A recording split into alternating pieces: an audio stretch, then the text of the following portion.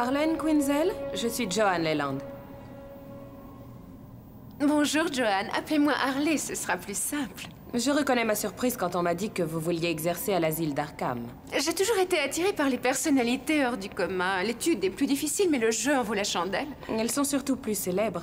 Reconnaissez qu'il est difficile de résister au charme de ces super-criminels. Je vous préviens tout de suite, Harley. Ce sont de véritables psychopathes. Si vous envisagez d'écrire des best-sellers en vous servant d'eux, réfléchissez bien.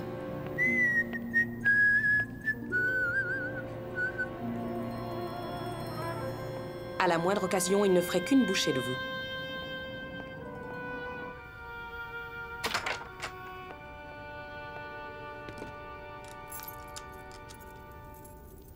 Rendez-moi visite de temps en temps.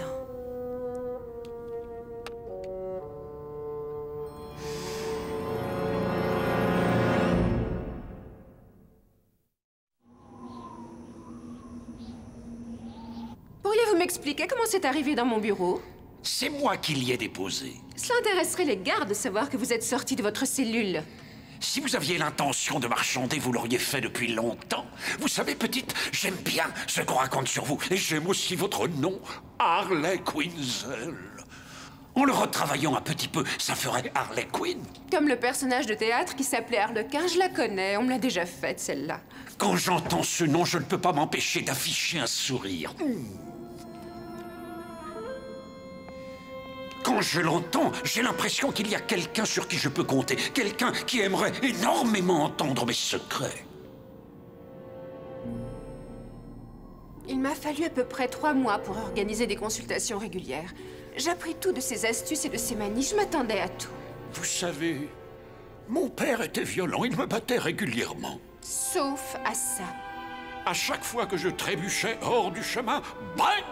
Oh, il y a bien des fois où j'étais sagement assis et paf!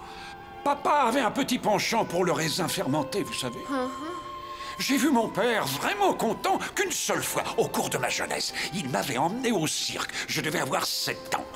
Aujourd'hui encore, je me souviens des clowns qui couraient et bondissaient en baissant leurs pantalons.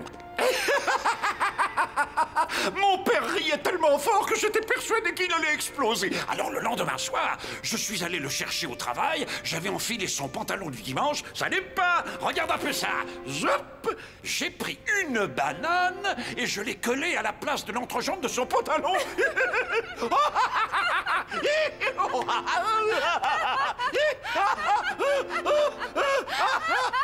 Et c'est là qu'il m'a cassé le nez. Mais bon, c'est le contre-coup classique. Quand on fait le pitre, on reçoit toujours une baigne de celui qui n'a pas compris la blague. Comme mon père ou Batman. Très vite, mon analyse montra que le Joker, souvent décrit comme un psychopathe dangereux et cruel, n'était en fait qu'une âme torturée qui avait besoin d'affection. En conclusion, c'était un enfant maltraité qui cherchait à faire rire par ses bouffonnes. Malheureusement, à chaque fois surgissait le vertueux Batman qui s'obstinait à rendre impossible la vie de mon poussin.